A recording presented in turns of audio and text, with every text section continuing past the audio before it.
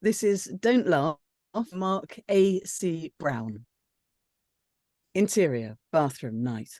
The bathroom is small and has the usual grime along the seams of the bath and sink.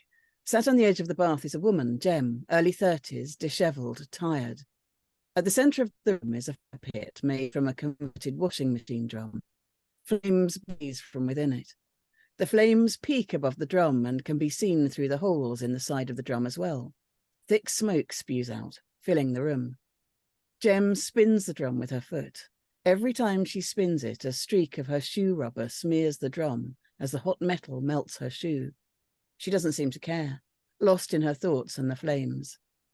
Jem is pouring bits of paper, notes, routines, flyers into the fire. The flames get higher with each addition. Never taking her eyes from the flames, Jem removes her shoes and throws them into the fire. The rubber and synthetic material cause the flames to spew more darker, thick smoke. As the smoke fills the room, Jem gets into the bathtub and takes a naked razor blade from by the taps. And closing out your evening, gemstone. The smoke fills the room before we see her doing anything more. Then there is a loud bang. Cut to title, 1 month earlier. Interior, comedy club, night. The room is full. Jem is stood centre stage, looking out past the intense spotlights at the front row. She points at each person. No, no, no, no, no, no, no. She halts, seemingly disappointed in her audience. Sorry, not a one of you looks like you have an interesting job, which is fine. Good for you. You're probably happy, but not good for comedy. How do you know? Experience, pal. Take this, handsome chap. She gestures to a slick-looking man in the front row, who is wearing distressed jeans, a nice shirt and a denim jacket, with a badge or two on it. He is with an attractive woman who is dressed more smartly and more tastefully than the man. Definitely on a first date. Am I right? The man in question nods uncomfortably. Slick hair, iron shirt, shiny belt. Jem holds her finger up. Men only have one belt. Have you noticed? It could be a rhinestone-studded strip of blanched otter pelt or an elephant's foreskin, and they'd still wear it with their Manu top or to their mother's funeral. Laughter. So this chap's high-end pant strap tells me he's got a bit of cash and usually wears it with a three-piece cage. But what's this? A denim jacket. Tagged rock music on her likes, does she? Did she? Seeking a young Rod Stewart? The man tries to smile. So your job. Lazy but confident. Flashy but insecure. Finance? The man smiles in acknowledgement. Jem is satisfied. Boom. You see? And the entire row is the same. So let's skip it and bring on the headliner. In a change to our advertised lineup, we give you my good friend Angie Baltimore. The audience clap, but instead of Angie Baltimore, a man strides on stage, drunk and dishevelled, late 40s but looks mid-50s. This is Tommy Siren. Jem looks surprised but reacts quickly. Tommy Siren, you've been Angie Baltimore all this time. Why didn't you tell me? Tommy staggers towards Jem, waving at the audience as he does. Yeah, I should have been, shouldn't I? The only way to get a gig these days, pretend to be a bird. Sorry, identify as a bird. Tommy does finger quotes. Jem looks off stage. A bouncer with a bloody nose and the manager are staring angrily on stage. Jem clocks the red kill light that tells the comedian to get off stage. It's flashing dramatically at the back of the room. I think you should identify as drunk and go get some chips. Laughter. Yeah, get rid of me, get in line, you cunts. He wafts his arm indiscriminately at the audience. Then he turns back to Jem apologetically. Not you, Jem. You're not a cunt. Life goal ticked off. Laughter. Tommy is swaying and smiling with drunken anger. I'm getting cancelled. Did you hear? Depends. Were you slurring when you told me? 'Cause you know. That's why you're expecting Angie fucking Baltimore. Fucking safe pair of tits, eh? Can't have a go at being cancelled. No. Got to be politically correct. Fuck it. She's not funny. You all know that. Jem looks awkward. Tommy sneers. She's a mate, so I can say that. I don't know about that. Come on, Tommy, let's... Tommy ignores Jem. She used to be funny, but then she became unexpectedly successful. And then, you don't have time to gig, write good jokes, have dignity, do you? But it doesn't matter. You lot don't care. You laugh and cheer before she even says a fucking word because she's famous. I've been doing this for 20 years. I've done my time. What has she done apart from suck some dicks and have a vag? Nothing. Whoa, okay. Jem looks off stage at the manager and bouncer, who are doing nothing but seething, not wanting to disrupt the gig further. She looks to the back of the room. All she sees is the red kill light. She fits a bill. That's all. People like me, out. People with tits, dark skin, wheelchairs, in. How's that fair? You're not funny, just because you're a cripple. All right, Tommy, come on. Cab for angry comic, please. 20 years, and suddenly I'm done because of one joke. One joke I've been telling for years. One joke that killed 1,000 rooms, but one person in one room tells me it's problematic. Problematic. Sounds like a vacuum cleaner for dead careers. Take a look around. There's 1 million lying at your hemped feet, and it's your fault.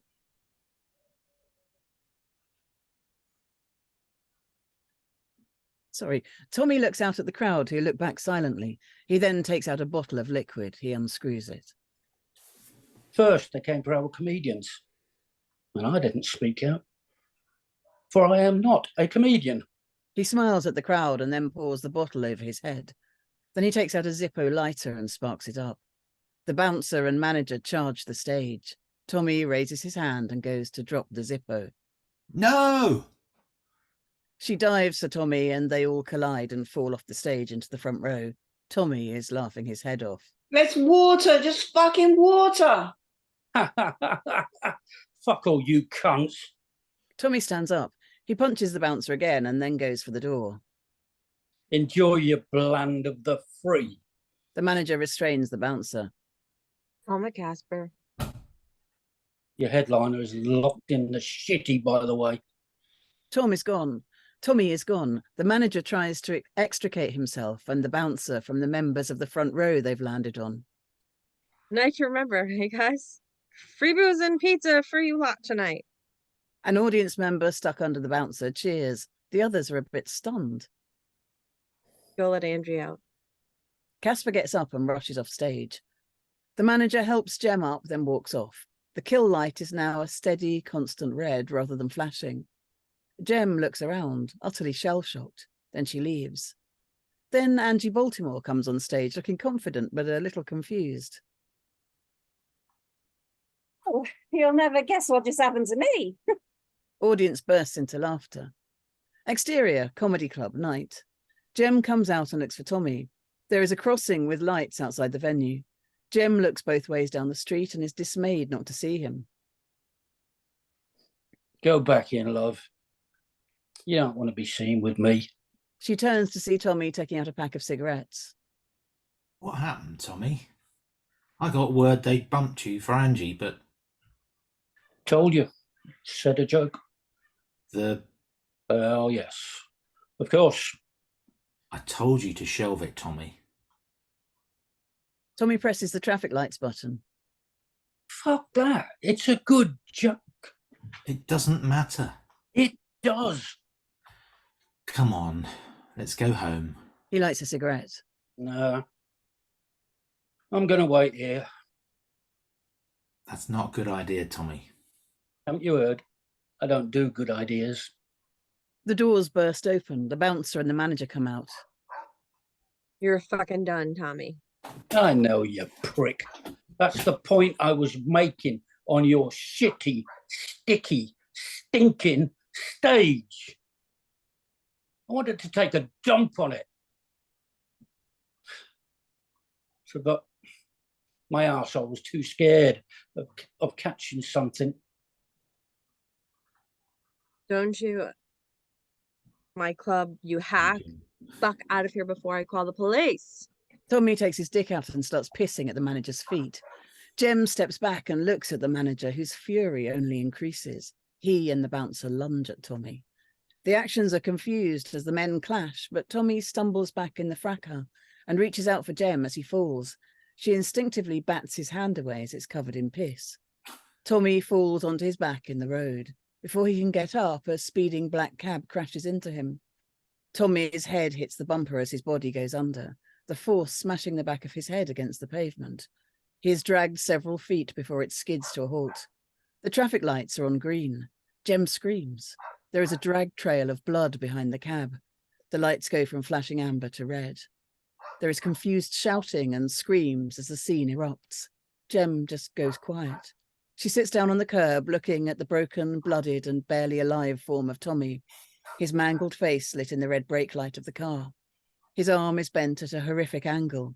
He turns to Jem. His skull is clearly visible and cracked. Blood flows from his mouth. He smiles, the now red traffic light reflecting in his eye. Don't laugh.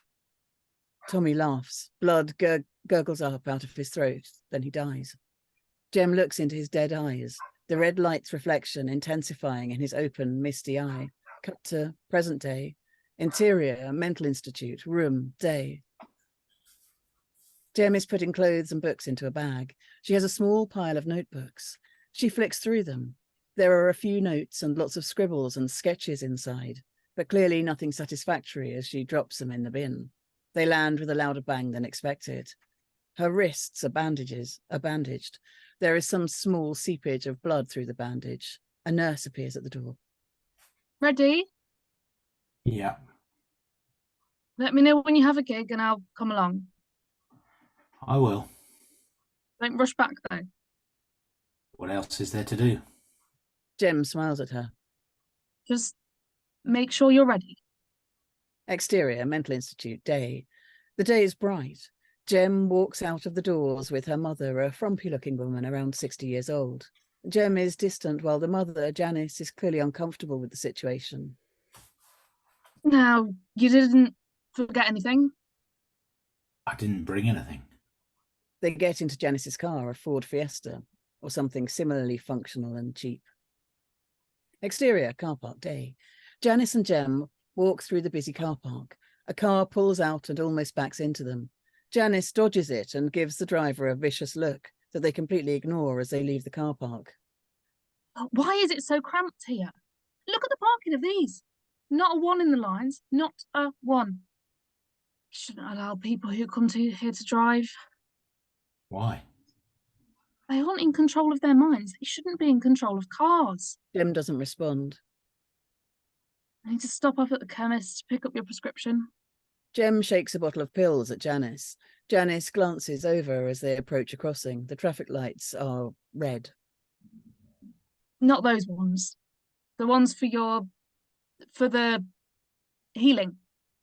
The car that almost bumped them pulls up. The driver looks at Jem intensely as they cross the road.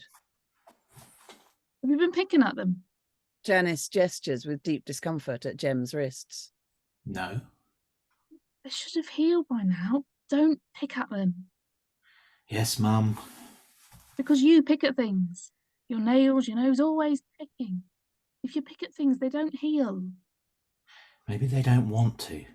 They arrive at a bus stop. There is one person sat waiting.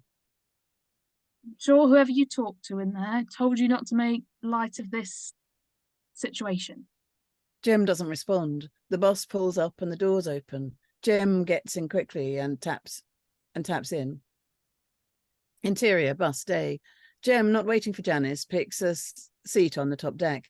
Janice follows soon after. They sit in silence for a brief moment. I don't know why you did it. I thought we were done with all of this. Okay, thank you. Who'd like to start off? Can I please, because I'm going to have to go and eat No, in a minute. please do. Thank you. I haven't got so much for this one. I mean, I think there's, to me, it's quite interesting actually, this one, and it feels like it's you know, maybe it's gone through a draft or two. There are still a few little nitpicky mistakes that make it not straightforward to read. I think just a few little, you know, grammary things, I suppose. But yeah, just have a tidy, I would, because that will help people reading it. I don't know the time or the place, so I don't know whether it's it seems like now in lots of ways, but also they reminded me quite a lot. I don't know if anybody else knows the play Comedians by Trevor Griffiths. It first was performed in 1975, and in some ways still seems to me really relevant, because there's a lot of stuff about, you know, racist, sexist, homophobic comics, the old style and the new style coming through. And in some ways it makes me think, you know, we've not really come forward in many ways, but you know, I'm sure that this is sort of I said to Rory about this one when I was telling him, and he said it wasn't written by, you know, it doesn't remind you of Father Ted at all, does it? Because he thought it might be something that Graham Linehan had quickly dashed out, you know, in a bit of a rush after being cancelled at Edinburgh. So yeah, it's just very interesting in that way. I think it's interesting. I think it's a sort of a nice world, this world of, you know, comedy. I think it's an interesting, lots of, you know, quite nice pickings to be had in that world. I think it's really good use of light and colour as well. We get a lot of red, you know, with the flashing light, and with, I suppose, implied and seen blood, and the lights of the car's brakes and the traffic lights and things. So that's very visual. Yeah, we don't know the sort of time, the order. I mean, we assume that I guess, are we saying that the sort of leaving of the hospital is the present, and then it sort of carries on being the present after that? I'm just not quite sure of timelines, really. Just my usual plea, as a non-spring chicken person, I would say, Janice, look at the way that you write your characters, because somebody's got to play this character, and it's hard to play a judgment. It's hard to play somebody who's you know, described as frumpy and the mother, and you know, sort of, I don't know, just try and keep scorn out of your descriptions of people, because it helps people sort of play the character in the first person, and not as a value judgment. Yes, much more than that. I don't understand why they're in the car and then they park the car and get onto the bus together. I don't understand that bit, where they're going. I really want to know what the joke was that he got cancelled for. Be careful of how you name your characters, because he's called Bouncer some of the time, and then it says Casper jumps onto the stage or something. So just give them, you know, try and keep them with the same name to avoid confusion. And yeah, I think that is the end. But thank you, I enjoyed it, and actually I would have been quite interested to know what came next. And I'm sorry I can't listen to what everybody else has got to say, because I'd be interested to know what you all thought as well. But perhaps I can listen to it on YouTube later. Okay, thank you. Yeah, I must clear off, but yeah, lovely to see you all. Thank you, Emma. Yeah. Thanks Look, for your Emma, help. before you go, Emma, Yes. Willow was sat listening to you again. I think I noticed her hop up. Hello, Willow. She's a nice cat. And bye-bye. See you soon. Bye. Have a good Thank week or whatever. you. Okay, Bye-bye. Catherine, thoughts? Yeah, well, first of all, I thought some wonderful visuals in there. Very particular descriptions of the bones jutting out of the skull and things like that. So that the visuals are great, I thought. Couple of confusing things. There's a couple of typos in there as well. You might want to do a quick proofread tidy. There's a couple of things like I think it was the lights are go red or something. There's an extra word in there but I hope it's by accident and stuff like that. Yeah, again, same as Emma, really. Car to bus thing was a bit confusing. The time, I wasn't sure of the present day, because initially the first scene, which was a flash forward scene or something, first of all, I'm not sure that might come into better fitment with the rest of the piece, but it didn't quite fit for me. It was a month. It seems quite a short space of time for all of that. Seems like quite a lot happened to her. but it might fit better with the rest of the story. It depends on what happens next, I suppose. But it said a month ago, then it said present, and then it said present again somewhere, and that got a bit confusing because it was like it had jumped, but it hadn't, or maybe they didn't mean to say present again or something. I'm not sure. Maybe there was an extra present, and that was what confused me, because I was like, we were in a present a second ago, so that got bubbly. But I like the use of lights was good. Yeah, it was interesting. I'd like to hear what happens next. I like the use of lights, and the characters seem quite cool. Totally agree with Emma, really. Would like to know what happens next. It had me enthralled. So well done. Thank you. John. Yeah, likewise. Just, pretty much the same as what both of these lovely ladies have already said. Utterly confused by the last page. Cannot see at all why you would park the car in the car park and then get on a bus. That just makes absolutely no sense whatsoever. The 28 days or months, I'm assuming she was sanctioned. So, that would explain the month. I'm of that age where I think I can understand Tommy's story. Like you say, old school actors, comedians that I hated then and I still hate now. Bernard Manning, Jim Davison, all that lot, who basically were just misogynistic, racist pricks, but they made a living out of it. And as he said, he's told this joke for years and years and years, and then suddenly he tells it once and that's his career over with. As Emma said, I would love to know what the joke was, but definitely intrigued. And it's a shame we don't have more of it. And that's pretty much me done and dusted. There was one thing, sorry, I forgot. There was a weird thing that threw me, that he pressed the button to cross the road and then straight away said, no, I'm staying here. And I wasn't sure why. That threw me off a little bit. So I was like, why did he press the button if he wants to stay? I'm not sure.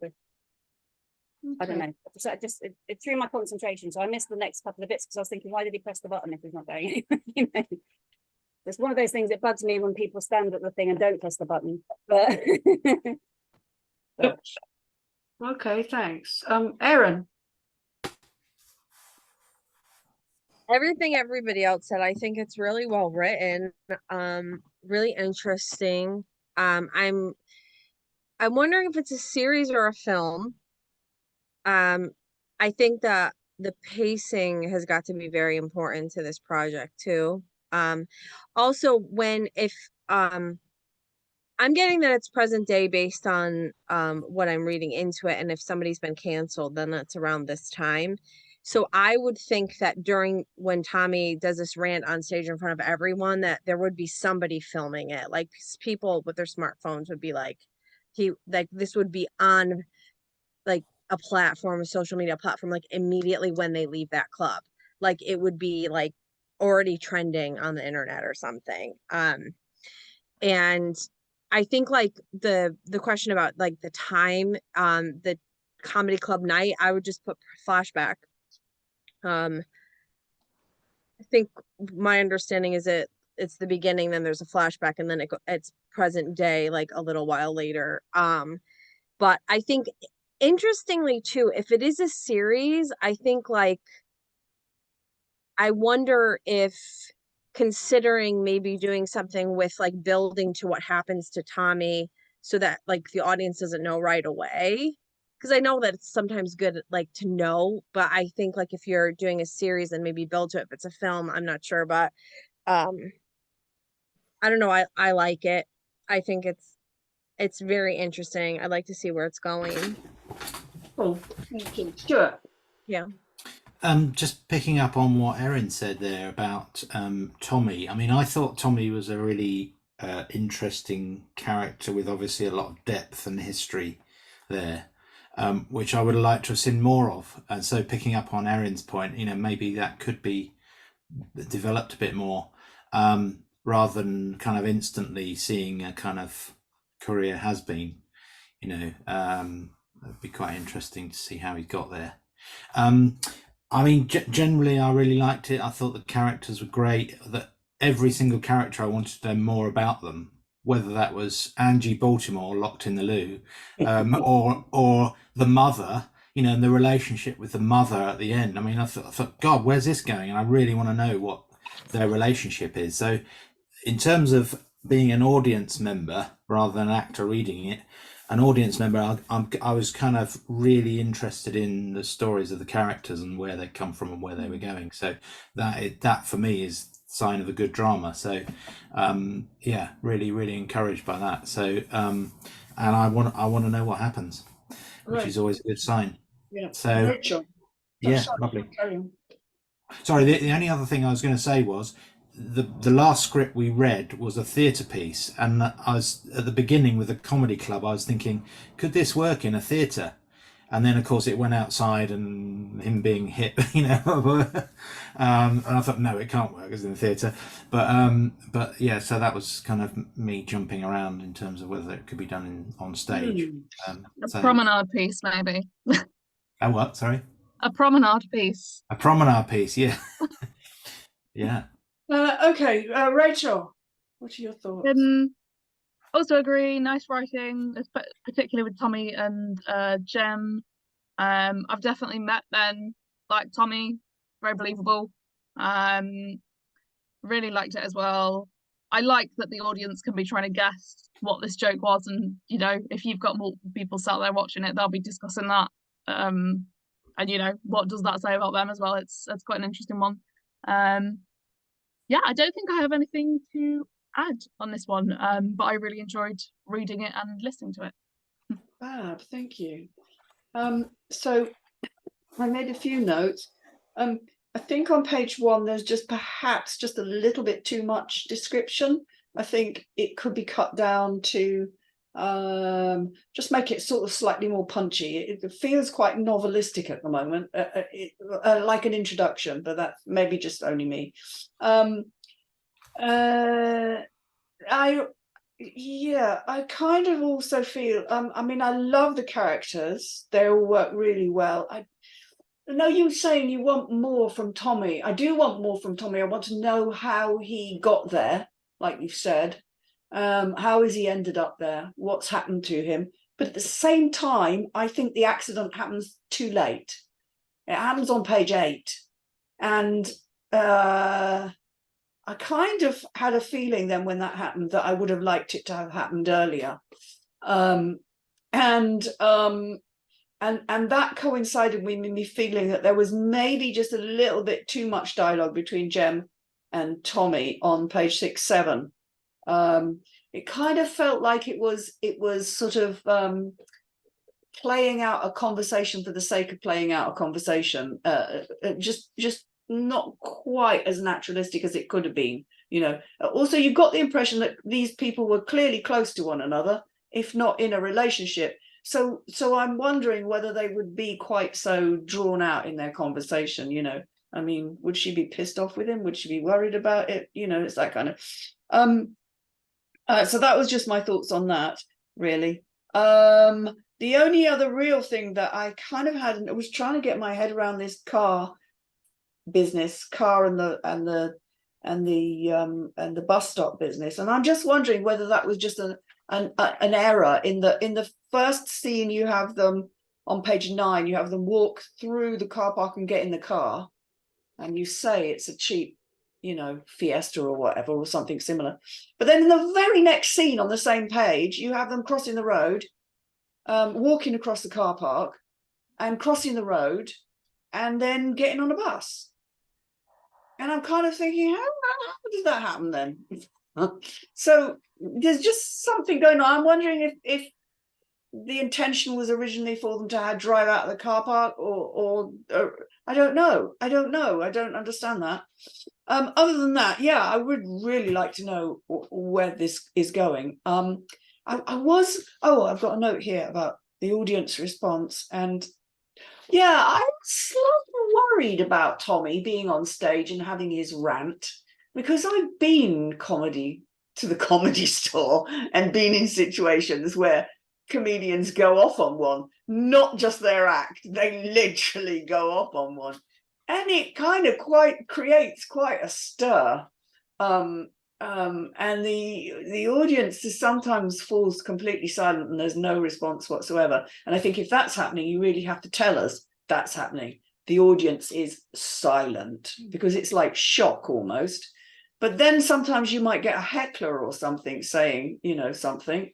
And don't you think that the manager and the bouncer would have reacted maybe slightly faster if they realized this was going tits up? They would kind of try to shift it along. Or what really ought to happen is that Jem, who is acting as the presenter in a way, isn't he? Is the compere, as it were, and they usually do a little bit of an act, don't they, at the same time, would kind of move them off, move Tommy off as quickly as possible, and not just allow him to go on a rant. Now that's complicated with their relationship dynamic as well. So I don't know. I just wonder if that needs looking at, another look at. Because it just feels at the moment like he's doing too much. He's saying too much at that point. And I think you could tighten it up and make it funny, but also really painful and poignant at the same time. So maybe the audience doesn't know if it's a skit at the first. Exactly. So the audience is kind of like, you know, when you're in the audience and you're sort of waiting to laugh, but it's kind of slightly shocking and horrifying at the same time. And it's that that would work really well.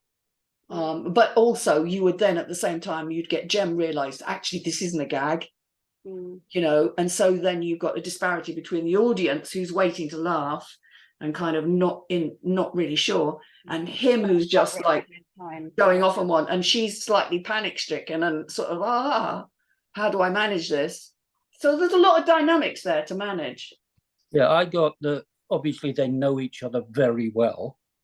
I don't know whether I'd say they were in a relationship. I got the impression that they definitely knew each other very well. And I also kind of got the feeling that she empathized with what he was going through.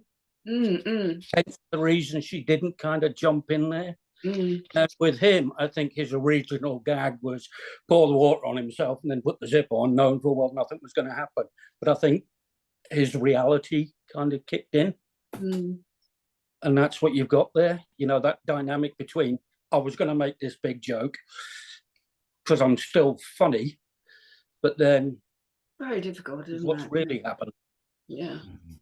I have to say, though, the actor who played Tommy was fantastic. I would have given him an ovation. When he gets the driver of the car doesn't seem bothered. Yeah. He can get out of the car. Yeah, the cab driver, the taxi driver. I mean, it was just a few little things that need. It's tiny little things. It doesn't need a lot, but it does need tightening up in places. Let's say that. It doesn't need a lot. It's intriguing. The characters are great. I like to know what happens, but I do think it needs tightening up. Let's just say that. I did really like, it's kind of a morbid thing to say, but the death of Tommy, I did really like the build up to that, because there was a lot of passion there. There was a lot, as I say, empathy between the two people. You could really feel it. And then there was that bang shock of Tommy's dead. You know, there is no subtle build up to it. It's just bang, have this sledgehammer. And, you know, obviously it has this very big psychological effect on her. Okay. But I thoroughly enjoyed it. Fabulous. Thank you so much. Definitely want to know what happened. Brilliant. So.